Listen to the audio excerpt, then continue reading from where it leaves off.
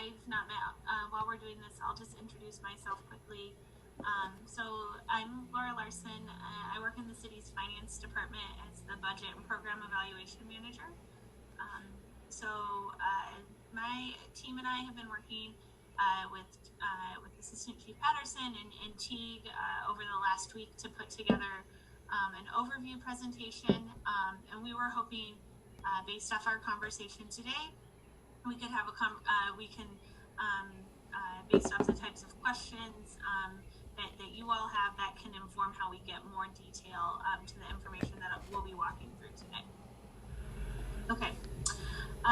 Wonderful. So again, we're just here to give a high-level overview of MPD's budget. So what I've prepared for you here is based off of the 2020 adopted budget. We're currently in the process of building the city's 2021 budget, and I'll talk a little bit more about where we are in that sort of timeline at the end of this presentation. So we can go ahead and just dive in on the next slide. So kind of starting at the big picture level in terms of MPD's overall budget. First, where the money comes from. So MPD's total 2020 budget is from the general fund is about $83.5 million. And if you look on the left hand of your screen, you can see that 98% of that is coming from the general fund. So those are appropriations that are largely funded by the city's property tax levy, but are also funded by other miscellaneous sources, including local forms of revenue and then state aid. MPD's 2020 budget also includes about $1.7 million of what we call agency revenues. So these are revenues that are generated by MPD, and they go directly back into the department rather than flowing into the city's general fund. Now, in terms of expenditures, that $83.5 million, about 73.5 of that is allocated to personnel costs. So that is everything, from the permanent wage, staffing costs, and commensurate benefits, but that also includes things like overtime, premium pay, and then any sort of leave payouts. The remaining about 9.9, just shy of $10 million, or 12%, is allocated to various non-personnel expenditures. So now we'll break both of these apart into more detail. So talking a little bit about revenue. So as I mentioned, the 2020 budget is for police is about $83.5 million. Again, 98% of that is coming from the general fund and allocated through the city's budget process. The remainder is those agency revenues. That includes things like special duty, any private donations or contributions received by the department. We'll talk a little bit more about what that looks like in detail on the next slide. But one thing I do want to note is that this doesn't include any grant awards that were appropriated in MPD's 2020 budget. So they received the Beat Patrol grant every year that funds 4 officers. This also doesn't include restricted funds from the Dane County Narcotics Task Force. So the city serves as the fiscal agent for those funds, but they are restricted in their own right. The other thing that happened after the budget was adopted last fall was the city received an opioid addiction grant that is a shared work plan between police, fire, and public health that included a staffing component, and any revenue from that grant is also not assumed here. So talking a little bit more about these agency revenues. Laura, so do you want questions from us as we go? Do you want questions from us as we go along? I was going to. Okay, I was just wondering about the Beat. I've never heard of the Beat grant, whatever that was called. What is that? Teague, do you want to speak to that?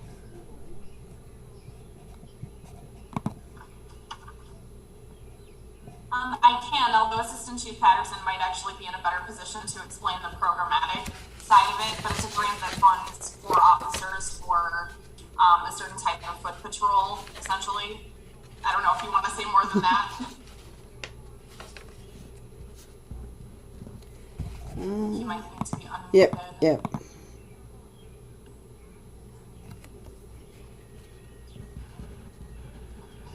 And the mute issues are at least a half dozen times a week on Zoom. But I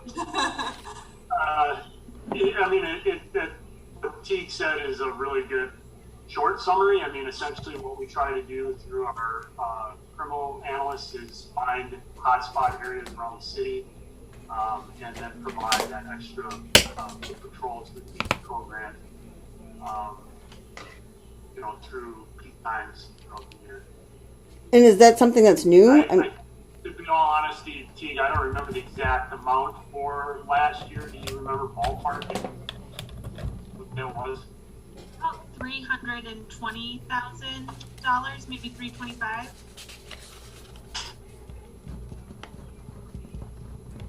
Okay, thank you. If I can ask a question too, sorry. I think this is probably for Laura. These things that aren't included in the budget, or the rationale for not including those, is because they're kind of unknown when the budget is constructed. They kind of dribble in over the course of the year, even though many of them are repeats from previous years. The idea is they're not guaranteed in any way, so the rationale is to do them kind of one at a time with budget amendments. That's correct. So the opioid addiction grant that I mentioned, that was a grant that was finalized, and the final grant budget was awarded and approved after the budget got adopted. So that's when they came back and appropriated those funds. Part of the reason why I did not include the narcotics task force piece or the beat patrol, historically the city's budget document has really been focused on showing general fund appropriations. We've definitely been trying to make marked improvements to make it a more all funds document. And 2020 was kind of a transition year, so we did have some issues in terms of how the beat patrol amount was reflected, that had some issues with the data. So that's why, for the purposes of today, I was trying to keep us focused on the general fund. But if there is interest from this group about some of those non-general fund sources, we can definitely come back and give more information there. Thank you. And this doesn't mean there's 4 more officers. It just means there's funding for 4 officers that already exist, correct? Yeah, so it's a shared grant, and this is kind of a weird one. I think the grant only pays a portion of the salary, and then the city match is covered through benefits. Or am I right on that, Teague, or am I vice versa? Okay. And so the 4 officers that are funded with that source are included in the position count that is here. Brenda, it looks like Mary's hand's up. Oh, yes. Thank you. And Matthew. So Mary, go ahead. Really quick, I heard you say the word state aids, but I think you were saying that state aids are not included. So the Beat Patrol is a state grant that we receive, and then there's a local match where the state pays a portion of those 4 officers' costs, and then the remainder is funded through the city's general fund as a local match. So are there other state aids that we routinely get? Or not? Not in the police department's budget directly. The city as a whole receives a variety of funding through various state aid programs that help to fund the general fund. Thank you. All right, and then Matthew.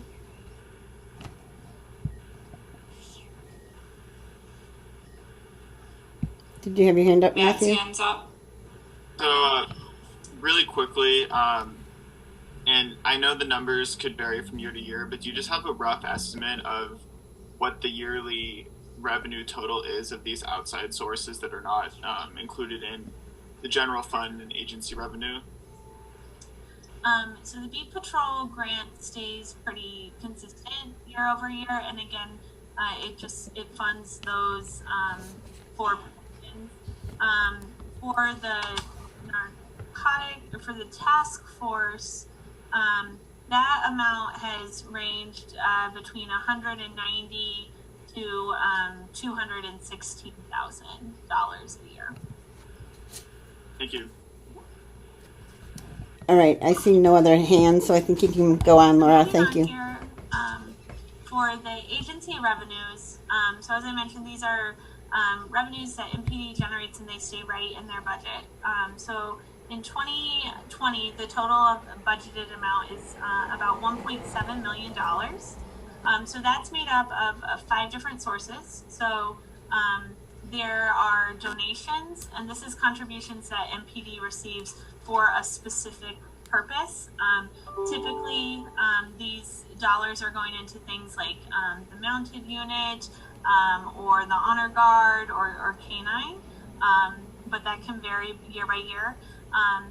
The police department does provide an annual report every year outlining all of the private donations that were received, and then how those donations were used. So that's an annual report that's presented to the city's finance committee.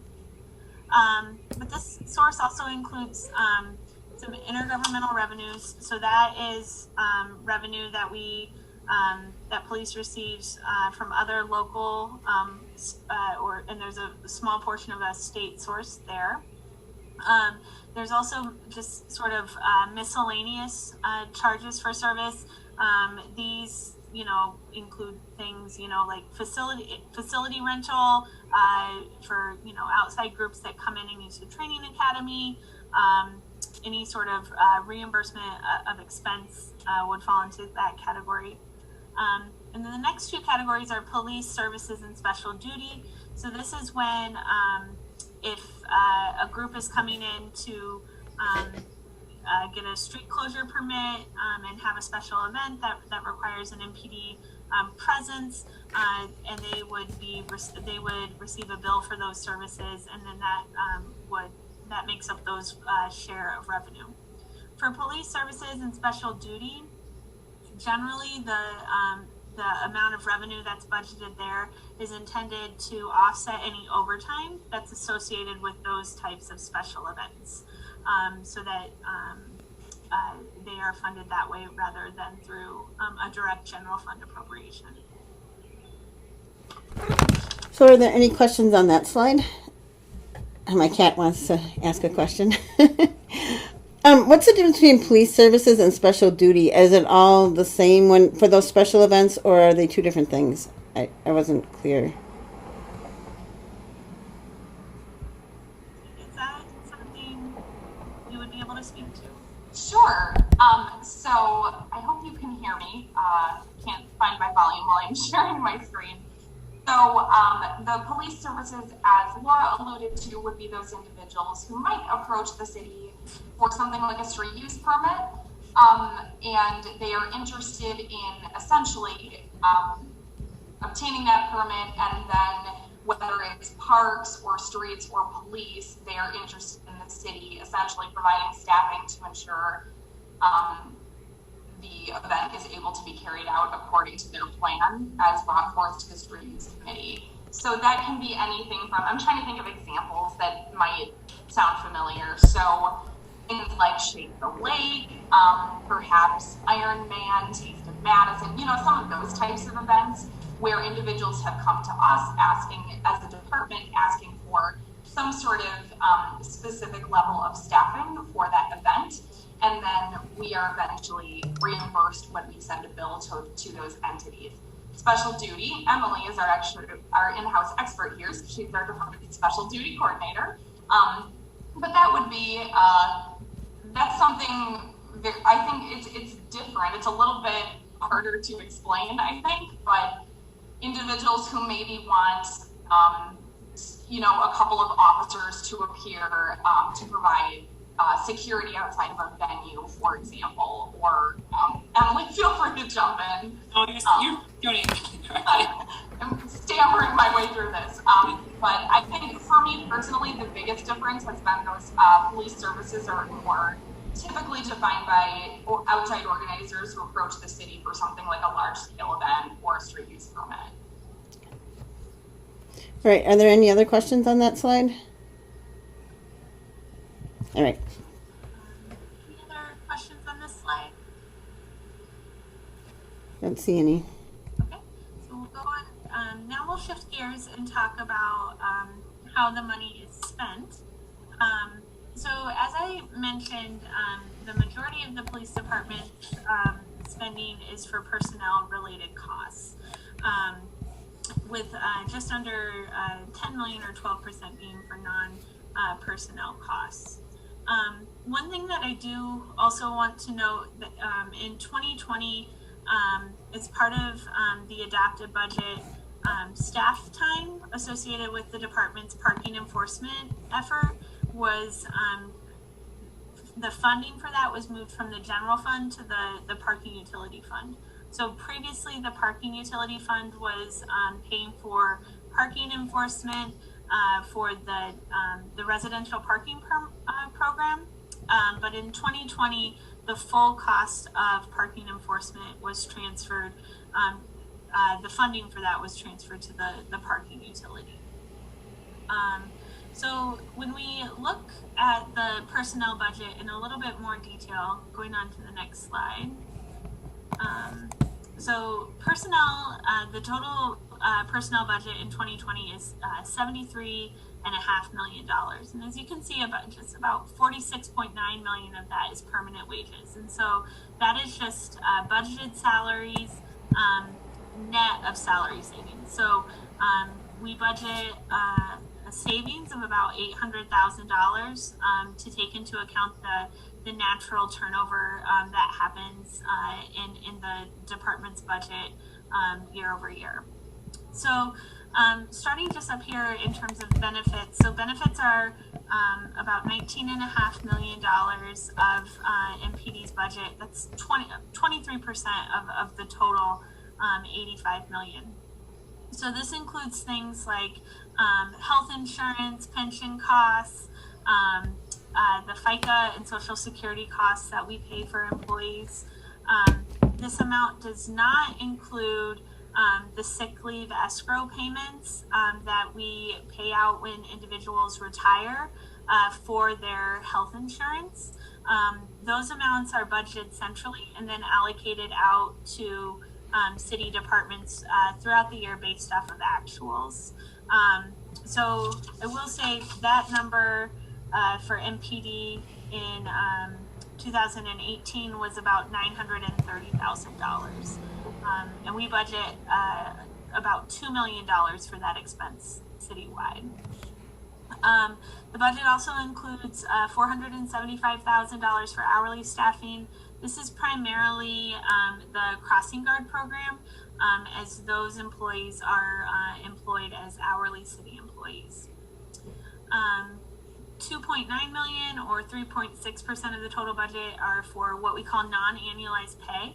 So these are things, this includes premium pay. So this is when, it's not overtime, but it's when there are certain types of activities that are outlined in the MPPOA, or I'm sorry, the police union contract that trigger a different type of compensation.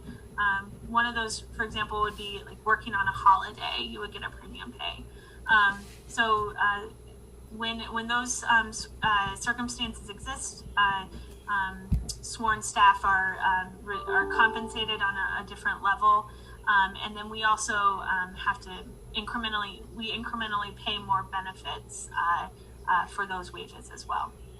The next item is compensated absences. So also per the current contract with the union, sworn staff can cash out portions of their leave time each year, and then this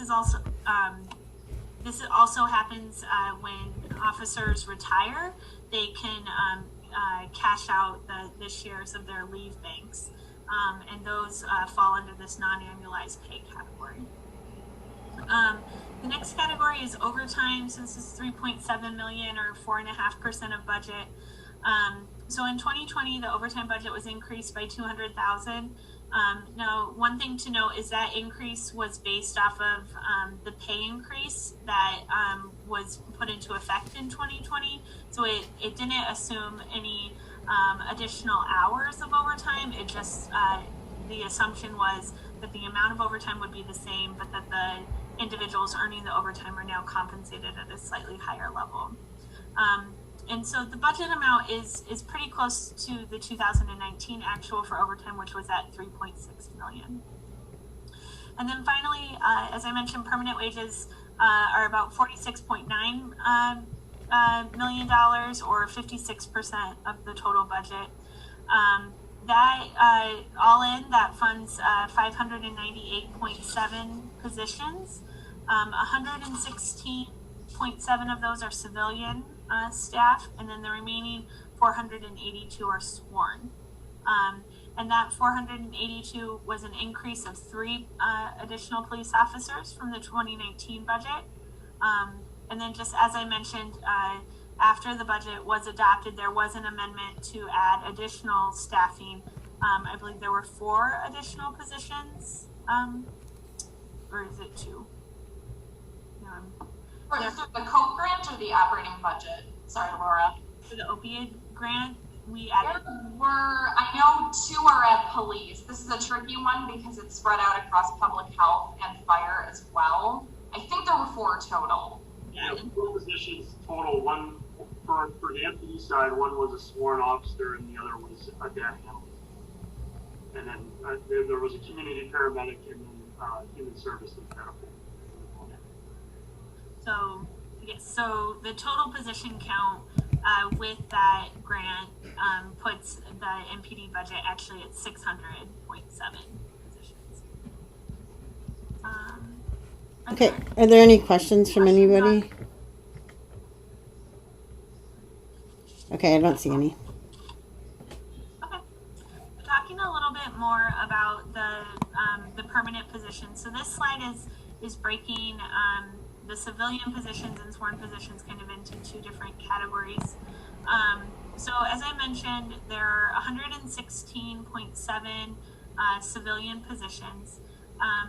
The key activities that are performed in the different organizational units that are staffed by those positions include records, technology, property services, professional standards and internal affairs, finance and personnel, and facilities management. Now, obviously, those activities are also supported by sworn staff. So this isn't a perfect breakdown, but we were just trying to give a sense of kind of the different things that are performed by the positions. On the sworn side, some of the key activities here include patrol, traffic enforcement, criminal investigation services, special operations, staffing component for some of the community support services. And as I mentioned, there were 3 additional officers in this year's budget. One thing to also note is that the budget also funds the pre-service academy, which is the annual recruitment process to fill vacant positions in the police department's budget. So in 2020, the budgeted cost for the academy that started in May was $1.7 million. So the academy gets sized based off of 2 factors. The first factor is the 3-year average of attrition. So we look back 3 years to look at how many people have left. And then at the time that the academy is started, they also take into account the total number of vacancies. So in 2020, the 3-year average for attrition was 34 officers. But actually, once the academy started based off of the current vacancies, the academy was closer to 50, which was one of the larger academies in recent years. As you know, I think over in the last 5 years, we've definitely seen seen that number go up year over year based off of the level of turnover in the department. So are there any questions from the committee members? I did have a question. What is the 1.7 million? What are the costs of that? It's not, that's not staff that are already here and in position to be able to do the training. What is that $1.7 million? So that's the cost of having positions essentially double filled. So the thought is once the academy starts in May, there may be 50 recruits that are going through the academy, but there might not be 50 vacant positions for them to go in. But the thought of timing the academy, at least in May, is that by the time that those officers are ready to be in the daily schedule, that there are vacant positions for them to go into. So the amount that we budget here is it's essentially those months where positions are double filled. And then it also includes, the one-time costs for those new recruits. Like their uniform costs, there's some medical supply, like testing costs associated with the new staff as well. But the bulk of that is just the double filled wages. Is any of that for like the police and fire commission? Sorry. What's that, Brenda? I'm sorry, I missed the first That's okay. part. Is any of this like for the police and fire commission process for this, or where does the police and fire commission attorney get paid for? That appropriation is in the direct appropriations, so that's not in NPD's budget, and that's not reflected here. Oh, okay. So the budget for that is $25,000. Okay. And Patrick, go ahead. Sorry, I didn't raise my hand. I see that Matthew being nice enough to raise his hand, but does the sworn positions, the 482 FTEs, include the 50 individuals in the academy? No. So those 50 folks in the academy would go into one of the vacant 482 positions. Got it. Okay, thanks. Okay, and now Matthew. Yeah. So my question's actually pretty similar to that. But when you mentioned positions being double filled, how long on average would a position be double filled? Or maybe just provide more clarity on that. I'm a bit confused.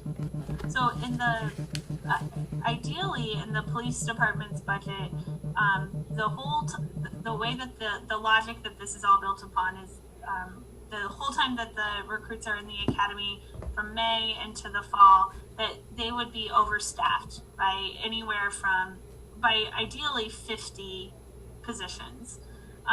That by the time we get to the fall, and when those recruits are ready to go into the schedule,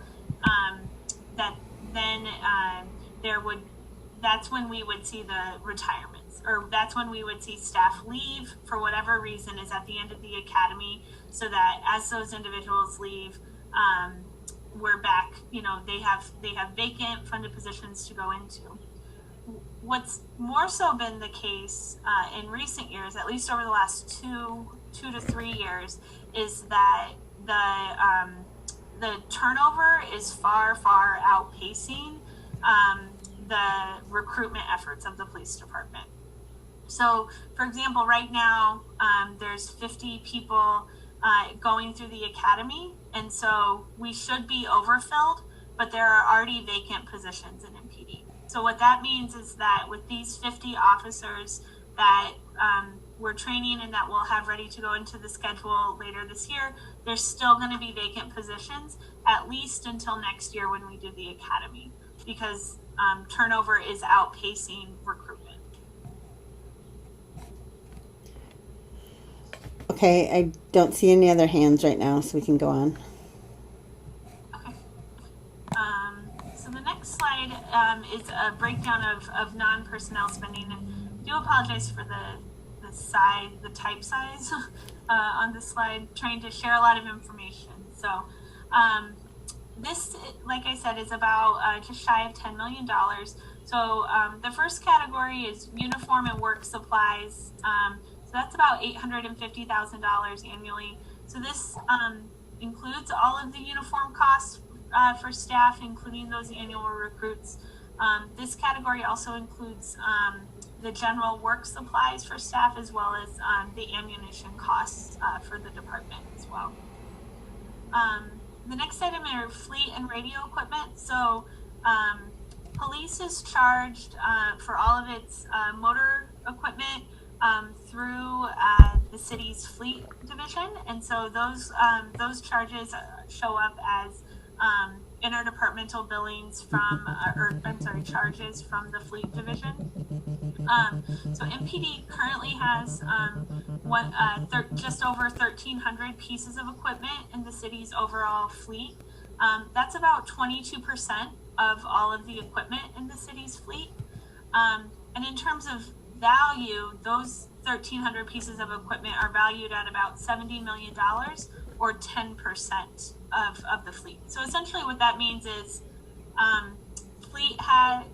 police own, or police utilizes about 22% of the fleet, but in terms of value, those assets are about 10% of the overall value. The big reason for that is that when you look at our public works equipment, like the streets division, trash equipment, snow equipment, recycling, things like that, those assets are much more expensive than the fleet equipment that's utilized by MPD. Laura, I think this includes our portable radios that every officer carries as well, and so a lot of those numbers are just the smaller devices that we have that other agencies do not. Yep. So that's a great segue. So the radio equipment. So while the fleet shows up as a billing from fleet, this category also includes the billing from the traffic engineering division through their radio shop for all of the radios that are utilized by MPD staff. And that entire program just went through a very large upgrade. I think over the last couple of years to modernize the public safety radio program. Going on, so the next piece of the non-personnel budget is workers' comp, and then the city's general liability insurance. So this is $2.1 million, and the way that these costs get allocated is based off of actual claim data. And so we take the entire cost of those programs, and then we allocate those out to departments based off of their share of the claims. And so that's how we arrive at that figure. The next category are hardware and software supplies. So this is about $630,000, or about just shy of 1% of the total budget. Now this includes all of the IT sort of annual hardware and software costs that are utilized by the department. But one thing to note is that this does not include any sort of citywide IT system that MPD utilizes. Costs for enterprise-wide systems, those are funded through IT's budget. The next item are facility and space costs. So this is about $1.45 million. And this includes any sort of rent and utility costs for all of the NPD facilities. So those charges get allocated a couple of different ways. Their agencies are either for their space in the city county building. We receive a bill from Dane County, and agencies are billed based off the square footage that they occupy within the city county building. For the other buildings that are maintained by MPD, those buildings are serviced by the engineering division through their facility operations team, and the police department, along with other city departments, are billed on a monthly basis, again, based off of a formula of the square footage that they occupy, but also any sort of special work orders or kind of service requests that are made at those facilities. The next item is equipment, so that's about $331,000. This is primarily equipment that's in the vehicles or in the district stations. And then the last item is about $1.5 million, and this is just kind of the all other expenditures that didn't fall into those categories. You know, some of the big things that make up that final other category would be the towing contract for any cars that are towed during peak times. That's funded here in MPD's budget. There are also a couple of new items that were added to the 2020 budget. There was a mental health wellness check program that was for all commissioned and civilian employees within the department. That was $150,000. There was also funding to invest in a pro training program to improve the quality of interactions between police officers and those who may have had mental health concerns. So that's a $65,000 program, and then there was a pre-hiring screening tool to be deployed by the department. That was $7,000. Okay, Patrick? So there's Oh. Alder Heck, it looks like Yeah. you have a question. Yes, thanks. I'm interested in the general liability insurance costs, and are those for liability claims by MPD employees, or is it as a result of settlements and things with the city's insurance for people that are filing claims against the city? That's exactly right. So that would be, if any, that's the insurance that the city holds in terms of our just overall liability insurance. So this part of what drives our annual premium costs are prior year claims. And so, you know, for MPD, that would include things like an officer involved shooting or a use of force complaint that ends up having some sort of settlement. So it's claims from external entities. Thanks. There are other questions? Okay. So I do just want to take a minute on the next slide and take a step back and kind of explain the differences between the city's capital budget and operating budget. So everything that I've been walking through here for you has been really focused on the operating budget. But when we talk about things like hardware and software and equipment and things like that, we kind of tiptoe between these two categories of capital and operating. You know, in general, capital, you know, are the things that we build, are major pieces of infrastructure, and then operating is, you know, the day-to-day and the people associated with those investments. So for capital, items that would be in MPD's capital budget rather than their operating budget would be equipment assets that are over $20,000. In general, assets that have a useful life of 10 or more years. And in the case of MPD, their capital budget is primarily funded through geo borrowing, which ultimately gets paid back by the city's general fund.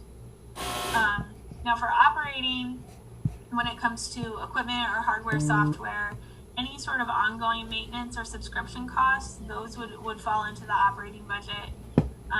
If equipment costs are below that $20,000 threshold, those are generally operating. And again, in the case of MPD, with the exception of grants or external donation, much of that equipment is purchased through general fund appropriations. The questions on that? Questions there? The capital budget is out today, right? So we should be able to see what the police department requested in their capital budget?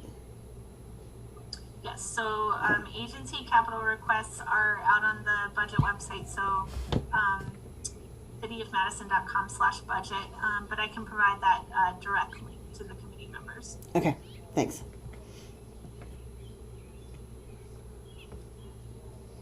Okay. So I did just, on the next slide here, just kind of want to pause and maybe have a discussion. You know, this is a really high level view of MPD's operating budget. Just to kind of get the work of this committee, give them some kind of context for what the current budget looks like. But I did just kind of want to have an open-ended conversation about, what additional information can we be pulling that would be helpful for your work, and how as city staff can we be of assistance to the committee as you work through your work in the coming weeks and months.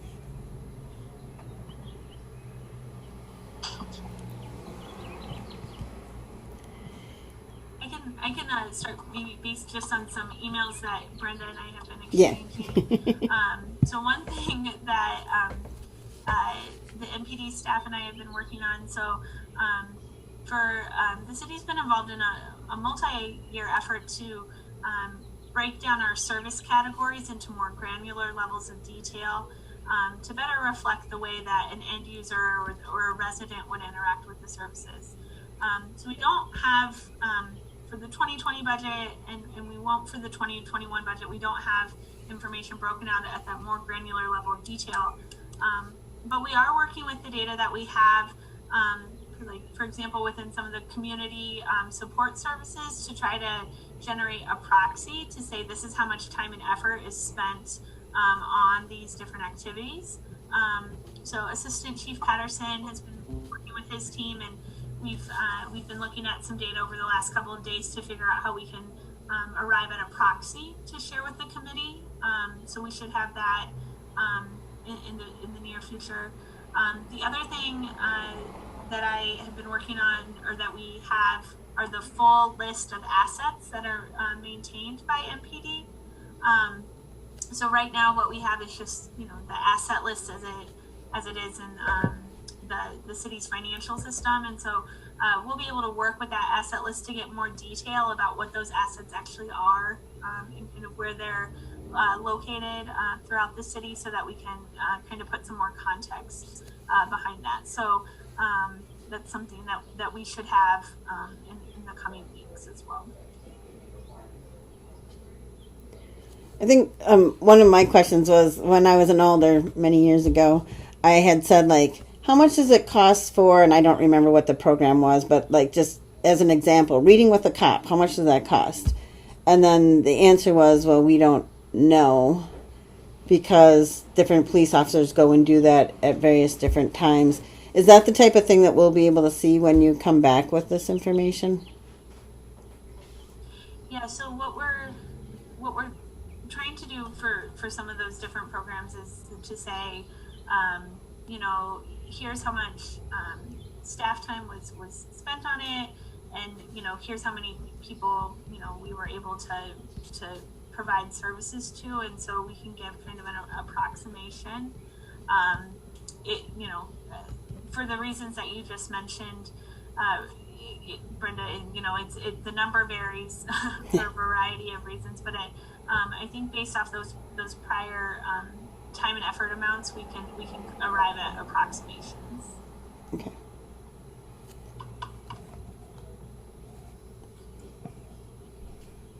Patrick or I'm Matt? just going to ask without raising my hand. Go ahead. I guess I know that this has been looked into over the years and recently about staffing levels in various components of the department, and I don't know how far into that we want to go, but I'm interested in particular. Everybody always looks at the large number of sworn officers and say, oh my gosh, that seems outrageous, given that we only have X number of people on patrol at a given time, et cetera. So maybe some exploration of that would help. And I can imagine that Assistant Chief Patterson could do that pretty quickly. But I'm also interested in, since there's a lot of talk about, mental health being something that MPD is currently, mental health responses is something that MPD is currently tasked with responding to. And there's a large component of social services work that ends up happening. and MPD itself, I think, says, you know, we don't really think this is our area of expertise, yet they've been forced to develop some of these programs and capabilities, and there's a lot of talk about maybe that needs to be housed elsewhere. But I think maybe this will fall out of what you're talking about with specific services, Laura, but it'd be interesting, combined with what I was mentioning earlier about staffing levels, you know, how many mental health officers are there? And, you know, what is the cost to the city for those few more or less full-time mental health trained officers? Would that fall out of what you're talking about with specific services, or would that be more programmatic? So we do, and I think this is a good question for Assistant Chief Patterson. So we do have, and it's something I think that we can bring back to talk about, is the number of how the overall officer count is allocated out to different programs. So that is something we'll be able to talk about. But yeah, that does really touch on the staffing levels and staffing models of the department. So yeah, Assistant Chief Patterson, do you want to? Yeah, no, I appreciate that, Alder. I mean, I think, you know, you have probably heard me, I can go on and on for a while with staffing.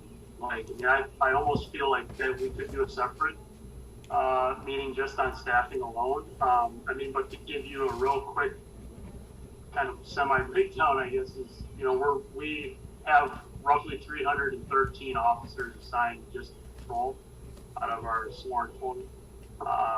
Or 313 police officer positions, rather, sorry. 72% of those are in patrol, so it's almost 72% exactly. I think last year we moved 12 of our closed positions back into patrol. Last year we had 211 assigned, so, you know, quick math, 223, and then we added those 3 positions Laura talked about earlier. So it's exactly 226 that were authorized for patrol now. The rest are broken down into those positions like you alluded to: mental health, community outreach and resource education team, the CBTs, all those. So if you'd like, I mean, I sent kind of a breakdown chart to Laura based off the 2019 memo that we shared last year. I can get that to Emily to send out to all of you so you can kind of digest that. But I'd be happy to come back and go over everything in like more detail. Yeah, I guess with respect to that, I'm not sure if we want to go down that lengthy discussion route, but I think it's good to just kind of see an overview, and then the committee can decide, do we want to go into more detail? And, you know, I've seen the overview before, but it might be good to get us all on the same page. I'll send that memo to you, Emily, so she can share it. I'll tell you, and I'll just include that updated chart so you can kind of see the breakdown for 23. And so that will give us some information about mental health officers.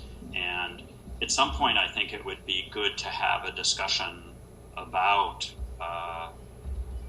what mental health officers do and how they differ from patrol officers, if they do, and kind of understanding how that works would be helpful. And I can include their annual report as well if you'd like to get some more detail on what the unit has done over the last years. It kind of helps it add some context. And any other, I mean, some of it's community policing, some of it's mixed up in other aspects of being all sorts of patrol officers as well as special functions, where I know that the MPD in the past, as I said, has kind of said this is a tremendous burden on us to do some of these things, even though you find it beneficial to do something other than pure law enforcement. But any of the other programs that you feel like are maybe slightly outside of your wheelhouse, or even if you don't, it'd be good to kind of understand the budget portion of those. We're supposed to be talking about budget, so how much does MPD have to devote to these things that could be considered, outside your wheelhouse? Might be kind of hard to do because I know they're mixed up in all these different programs, but it'd be interesting to explore that. And I actually like to echo that. Like a year and a half ago, I went on a ride along and I was with a mental health officer, and I mean, maybe this is along the same lines, but kind of looking at the proportion of calls, like when someone's on patrol, if they're responding to, a mental health incident, is there a way to see like what the cost of that would be almost, and just kind of, I mean, this is alluding to the point about, specific services, and it's, I mean, I don't know if I'm articulating this well, but just kind of like when officers on patrol, what proportion of the time are they responding to this measure that could be budgeted, say, under community outreach per se, or, mental health? So kind of on those lines. No, we can definitely try to quantify some of those numbers. I mean, we do track that pretty closely because, one of the big topics you probably have heard us talk about a lot is the transports to Winnebago and how much that consumes staff time just to, from start to finish. For a while, it was roughly 20 hours it would take on average to get someone through the entire process of a medical clearance and then the process of emergency detention and be able to transport them today. But that is something that we try to update routinely, so I can talk to our captain in charge of that area and get those numbers.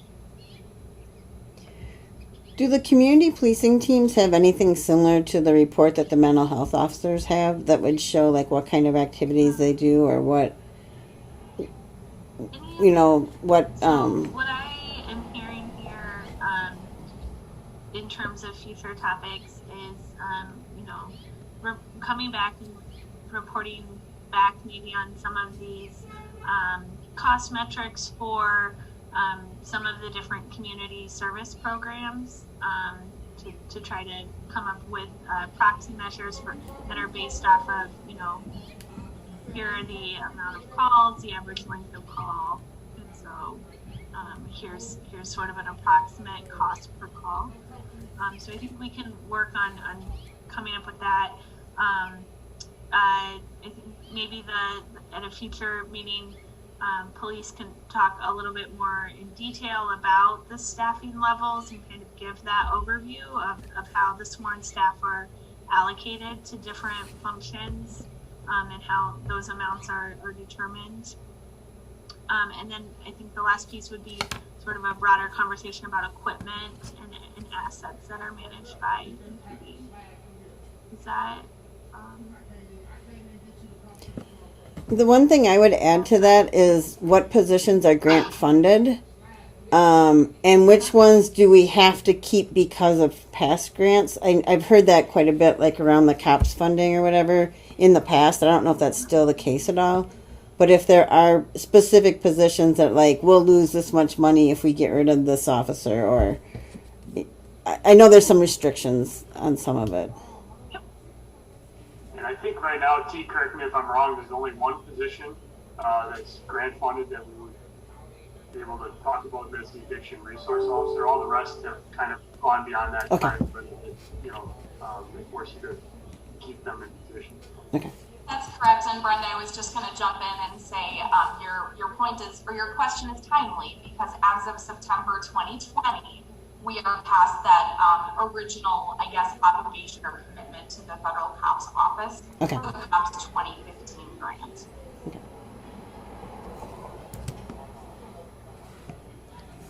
Right. Anything else committee members have? Anything else to add? Okay. So I just wanted to wrap this up by just kind of talking a little bit about where we are in the budget planning process. So, I think about the budget planning process in 4 quarters. cost to continue, agency request, executive budget, and then council review and approval. So really, in terms of cost to continue, that's where we're trying to forecast, how much money will it cost us to provide the same level of services next year.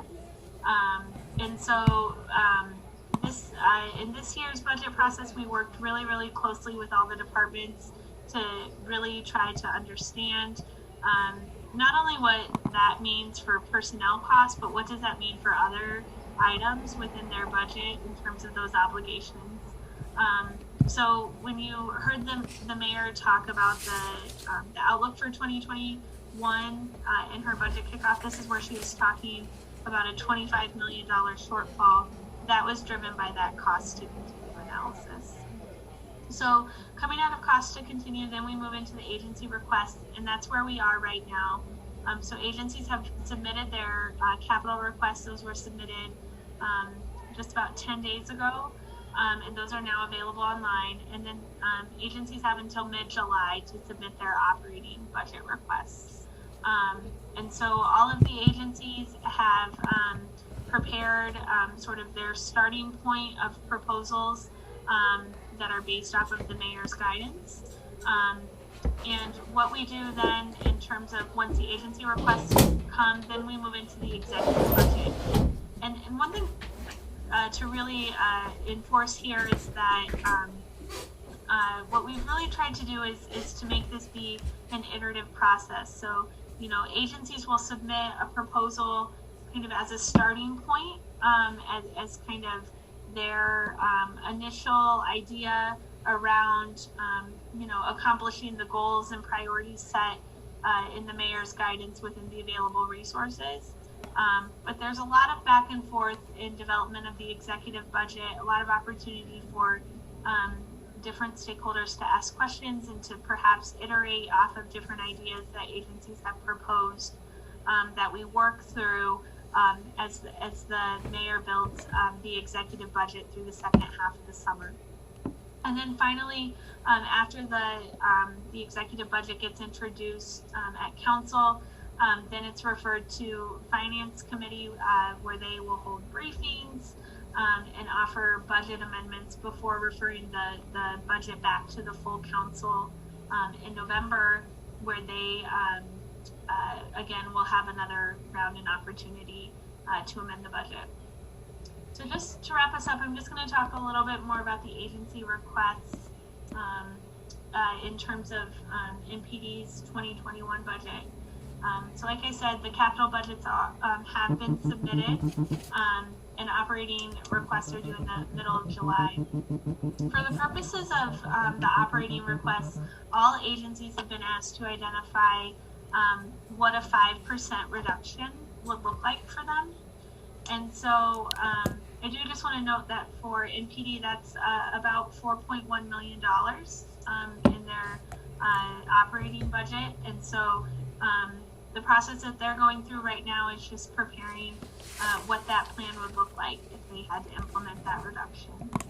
And then I will just note that after MPD's proposal is submitted to the mayor's office, there may be other ideas or recommendations that get proposed as an alternative to where MPD comes in with their proposal for cost savings.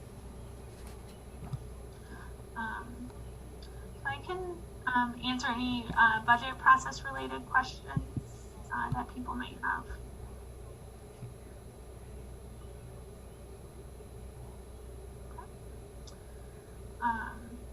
So Brenda, that's all we had. Okay. We did track these items. I have these items listed out here. I don't know if we want to talk about sort of the committee's preference for timing in terms of when we would maybe come back with some of these items.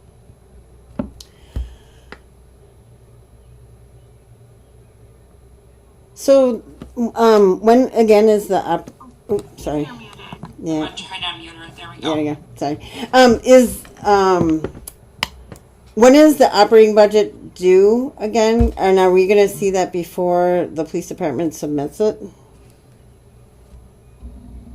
So the agency operating requests, those will be due on July 10th. And so after they're submitted on July 10th, there will be like my team will go through their review process, and then we'll publish them again, kind of try to work to publish them, hopefully within a 2-week period after they've been submitted to the finance department. So our goal at the beginning of the year, before we got interrupted and couldn't meet, was to be able to talk with the police department before they submitted their budgets, so that we could have some input earlier on. I don't know what the police department's schedule is, but if we scheduled another meeting next week, would we be able to get somewhat of a preview from that? Or would you be, like, where do you start to cut $4.1 million in the budget? Like, that's a huge lift. So I'm just wondering, like, where, if we could have some input into sort of like what the approach is to submitting that kind of a response to the mayor. And I think that's for John Patterson probably. But yeah. Yeah, I mean, I wish I had great ideas on how to carve 4.1 million out. To be honest, and unfortunately, just with the timing of some of the protests in Madison, we lost probably at least the first 10 or 11 days, I would say, wouldn't you agree, T? And so we have really yet to have a solid opportunity to meet with all our management team. Late last week was our first meeting with managers to just share the budget guidance, essentially, and to try to get some of those initial ideas. And we have a series of meetings either with managers or myself and T over the next couple of weeks to try to cram and get this done. So we have some ideas, obviously, and you saw we're 88% salary and benefits, so it has to be positions to get to 4.1 million. There's no other way to get there. We just don't have a lot of supplies and services that we can deem are not critical or not needed. So we're in the very early stages, and I would say this is probably all Teague and I are going to be working on for the next few weeks.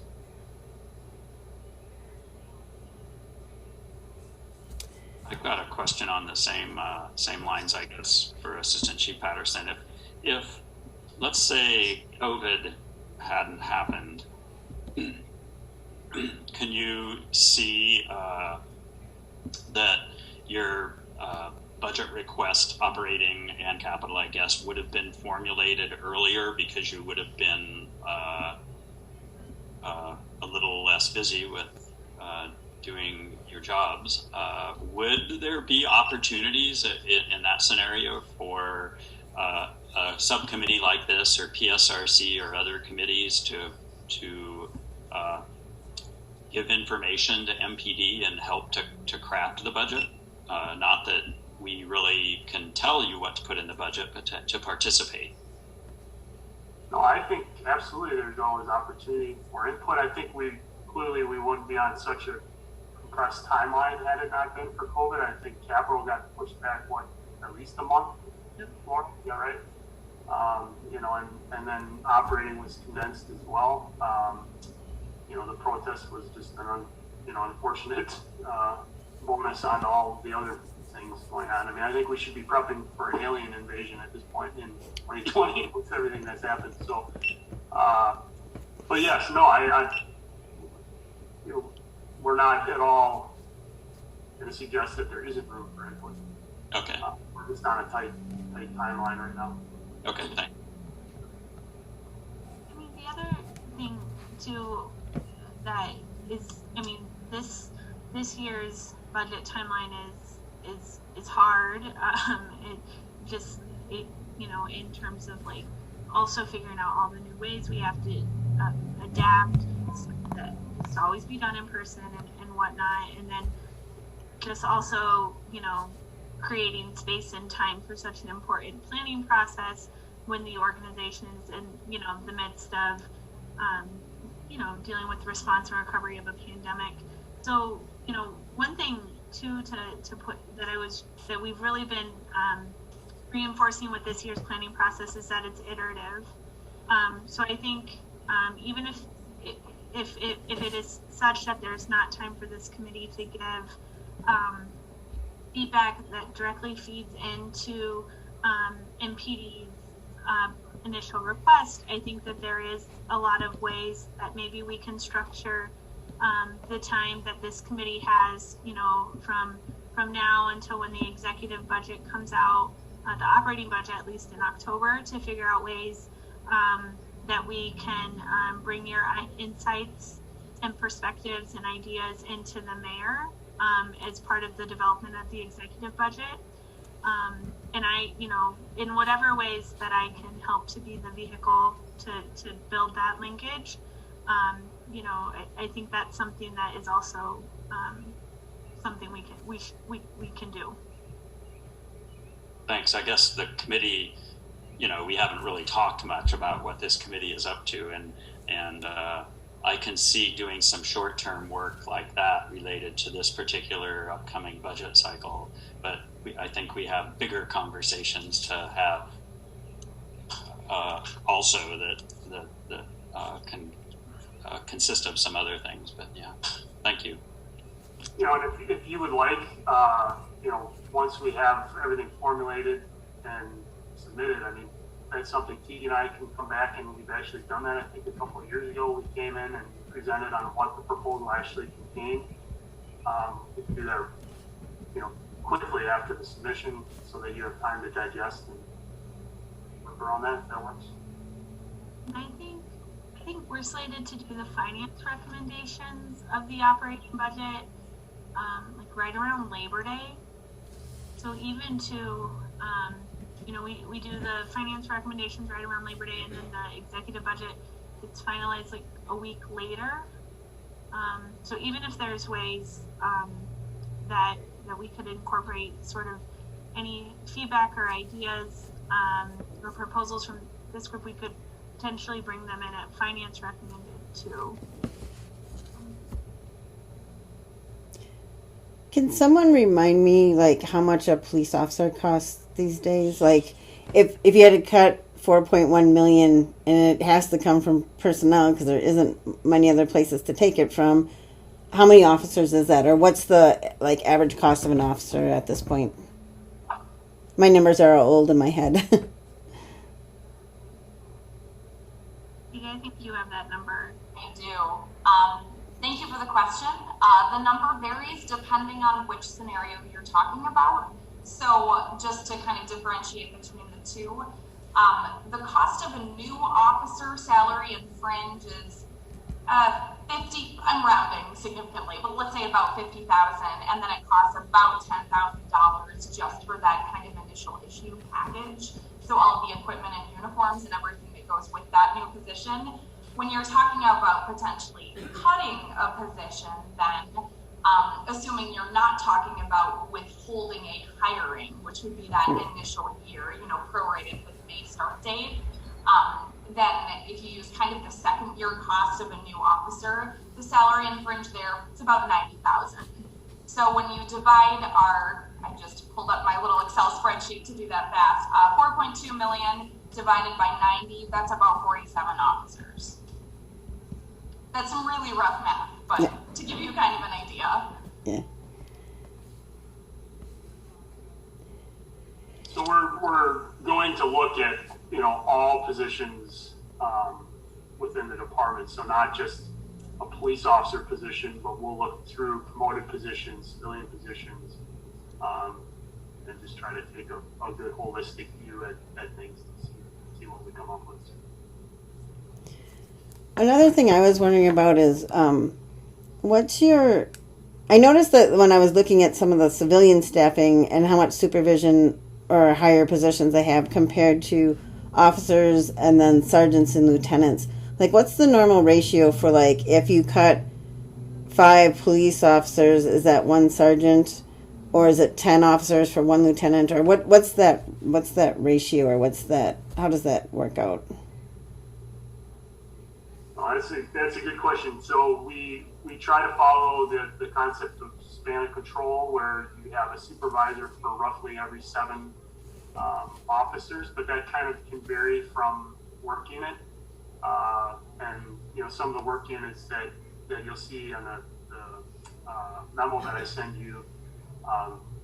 Last year in 2019, they may have had 6 personnel assigned to them, but we cut 2 out, so now they only have 4, and they're kind of in this transitional period where they have a lower number. But then there's other sergeants who may work day shift patrol, and they have in excess of 10 officers, and that's unfortunately just how things are assigned at this point. So we try to strike a good balance and stay close to that ratio if possible. I have a quick question about that, $4.5 million gap. You mentioned when we were talking about the academy that there's officers who will retire, they leave, the natural attrition. So would a thought be not to be the end all, but just not fill in as many, positions from people who are leaving and or less in your recruit class? Is that something being considered? Absolutely. Yep. Absolutely. We're looking at so it's a moving target though, attrition every year. I mean, I think this year will probably be a bigger year for people to leave. But we've been trending up. We keep saying it's going to go down. It has continued to trend up. But now with COVID and the current environment, I think there will probably be another high year. And what is the average number per year?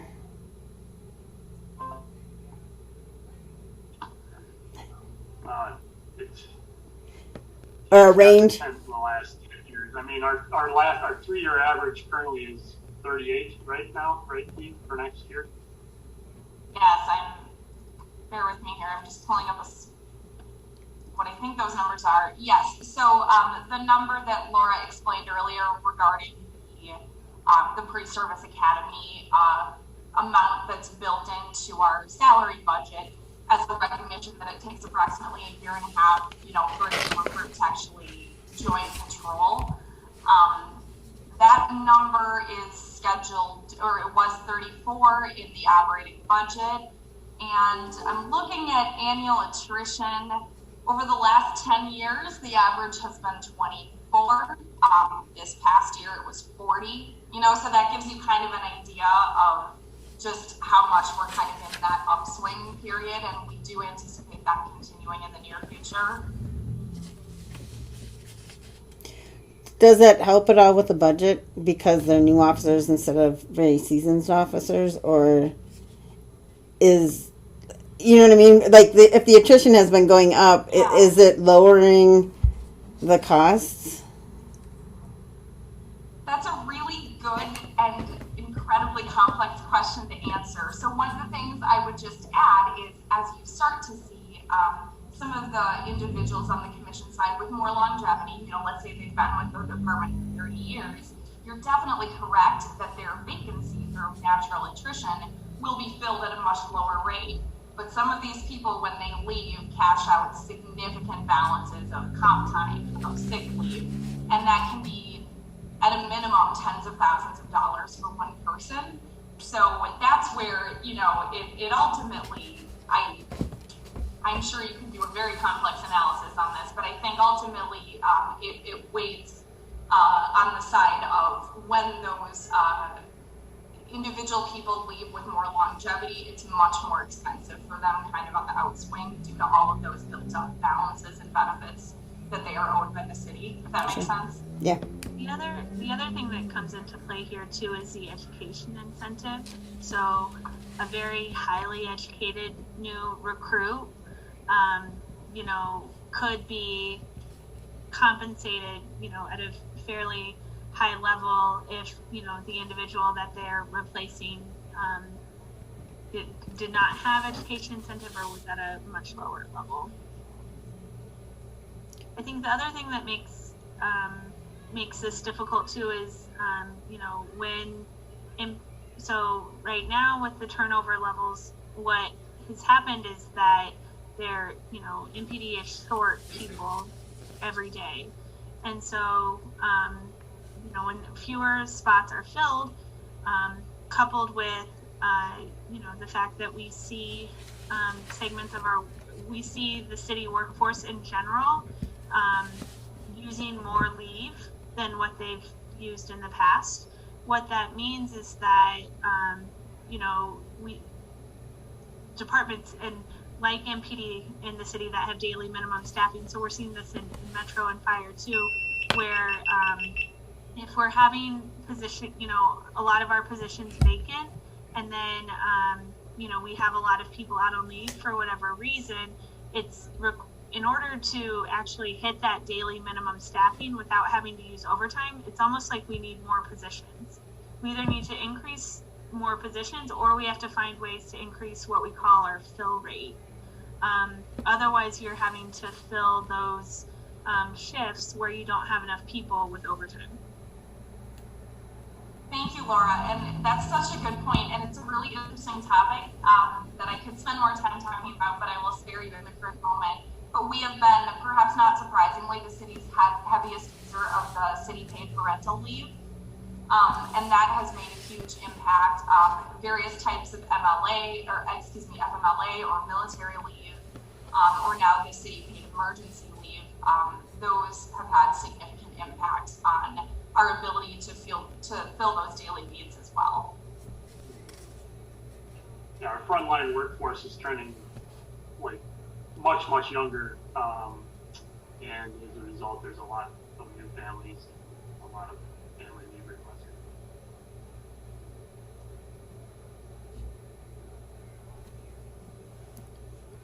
Other questions by Patrick or Matthew or Mary? I'm wondering, I wanted to give Teague and Assistant Chief Patterson an opportunity is there anything that we haven't talked about that you think we may have missed that we should be thinking about as we, we talked about a broad range of things, but are there other things that you think we might have missed that might be contributing factors to the budget this year? And we'll start with Teague if you, I don't know. Perfect. I was looking through the screen at Assistant Chief Patterson. Well, I just want to thank you so much for the opportunity to join this really important discussion. And as Laura said, we are looking forward to providing any information in order to support your work in the future. I think Laura provided an excellent high-level overview.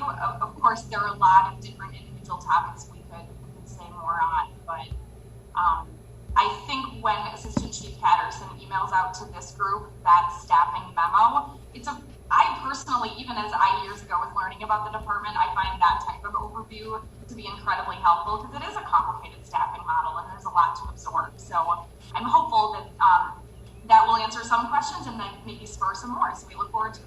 Cool. Yeah, I would just add, this is only the second budget process for Teague and I. We're both relatively new in our roles, and after 6+ months of cross training, both budgets are nowhere near what we were trained to expect. So, we're more than happy to come back as questions come up, and if there's anything that you would like in the interim between meetings or what have you, please let us know, and we'll make sure we ship them your way. So. I don't know that this is anything that anybody on this call can solve, but I think there's a huge interest in what we're doing and the materials that go out for this committee, and it's not a Legistar committee. And I'm wondering if anybody has any ideas about how we can make the materials and the information that you're giving us be available to the public, since it's not, there's like no Legistar numbers, there's no attachments, people won't be able to search and find it.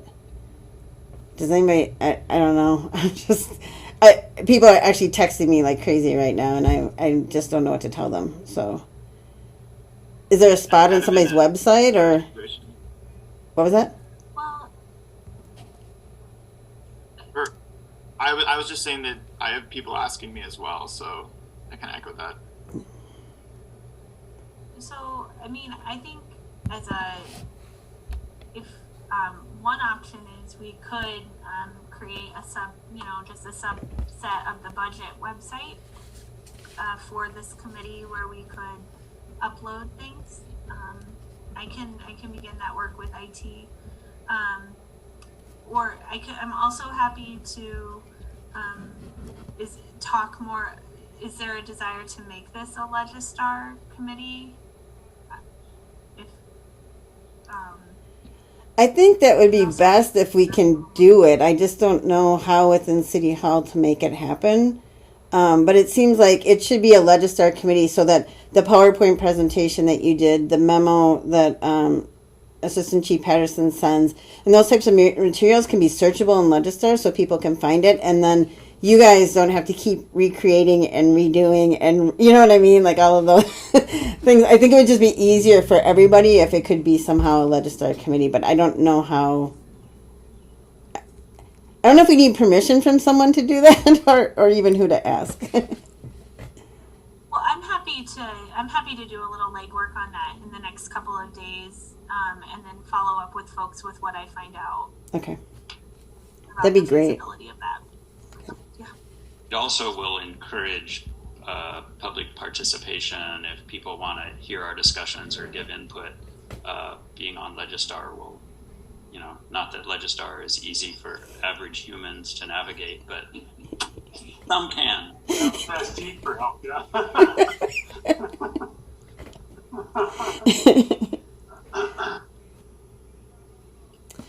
All right, so I guess the question right now is what are our next steps? And I think going back to that timeline question that Laura was asking about, it sounds like we probably want to have one meeting that's on the staffing portions of it.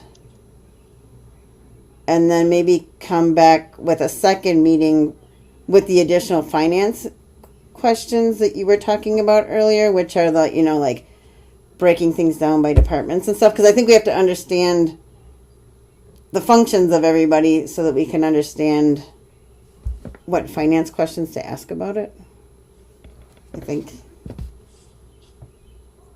That sounds reasonable. And then I think a third meeting probably would be getting that presentation on this year's budget.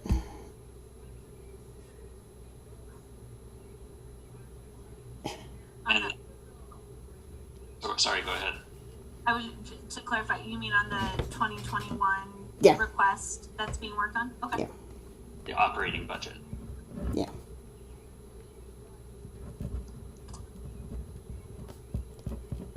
So if the agency requests are in on July 10th, you were kind of saying, Laura, it'd be 10 days or so before they're publicly available because you have to pull them all together and work out any problems. So we're talking about July 22nd or something like that before things would be available on the website. But could we look at them in advance if we were that organized? That we're talking a third meeting. I don't know if we'd have 2 meetings before things are published on the budget website on the week of the 20-something July. Well, we can just kind of see how it goes, and things are kind of fluid right now, so you never know where we'll end up. I was thinking maybe we could schedule 2 meetings. One would be about the staffing, because I think there'll be a lot of questions about that. And the second one could be Laura coming back with the financial information and the 2021 budget information, probably both in one meeting, I'm thinking. So it's only 2 meetings instead of 3?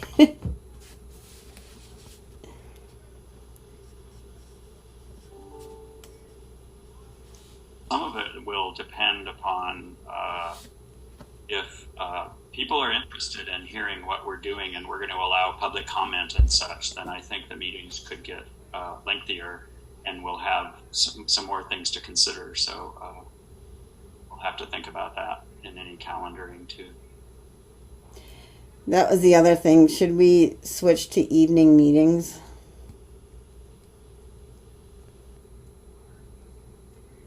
That certainly reduces my options. Yeah. But if we want the public to be involved, that I don't know. The public is, to some degree, has more access during the day than they do for folks who were at home. But it's certainly cutting other people out too. So I don't know. Yeah, I'm kind of indifferent. Just because I know people who would be available at either time. So Okay. We might mix it up. yeah, see what works. But Monday through Thursday evenings are oftentimes difficult for me, but not always. I was surprised we didn't have any public registrants or comments for this meeting, but they also didn't have the materials. So I think once people hear about this meeting, see materials for the next meeting, I think we might have more public comment.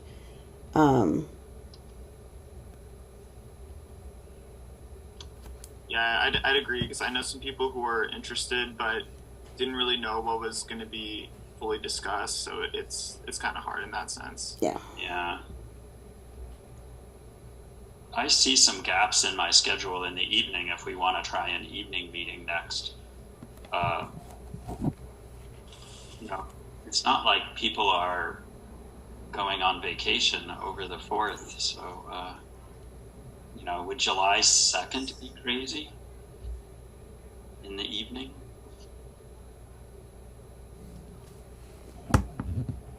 I guess Or, I'd ask. Daytime. Yeah. Does staff have any vacations planned, or are you all too busy working on the budget?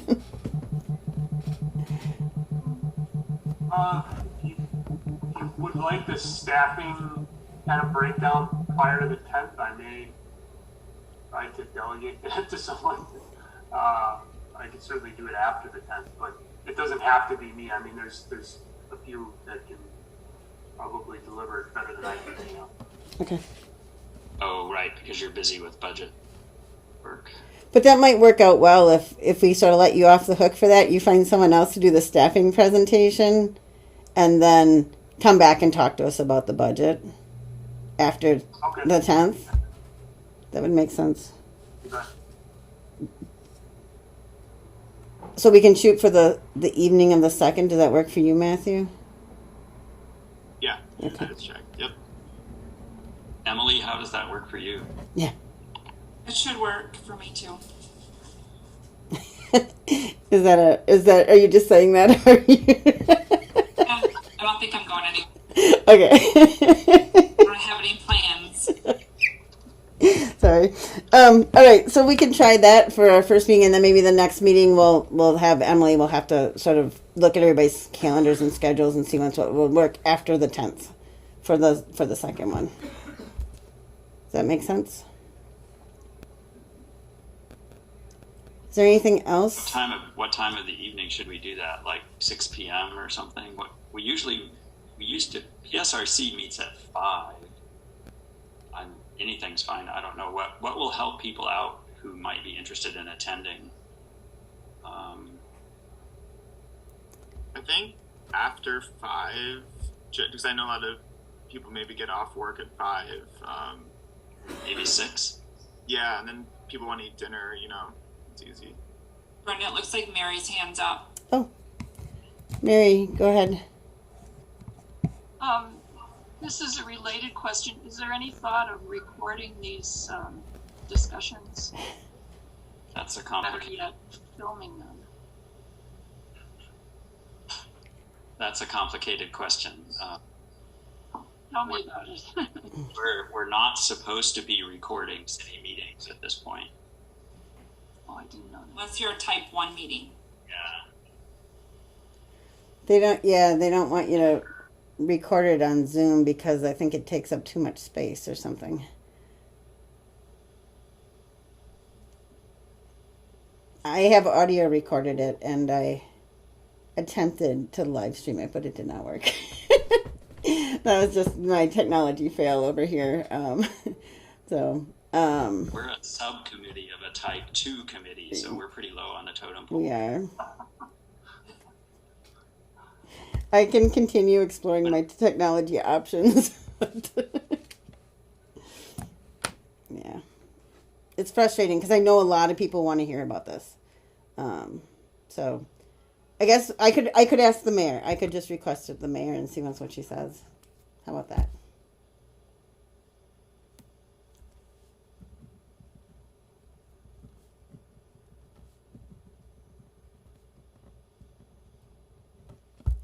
All right. Anything else before we go?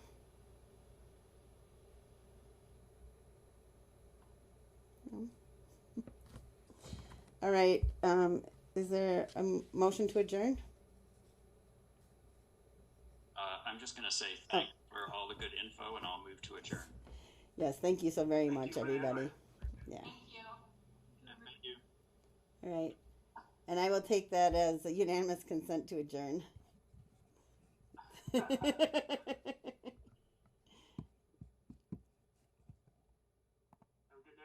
Yep. Goodbye, everybody. And thanks again.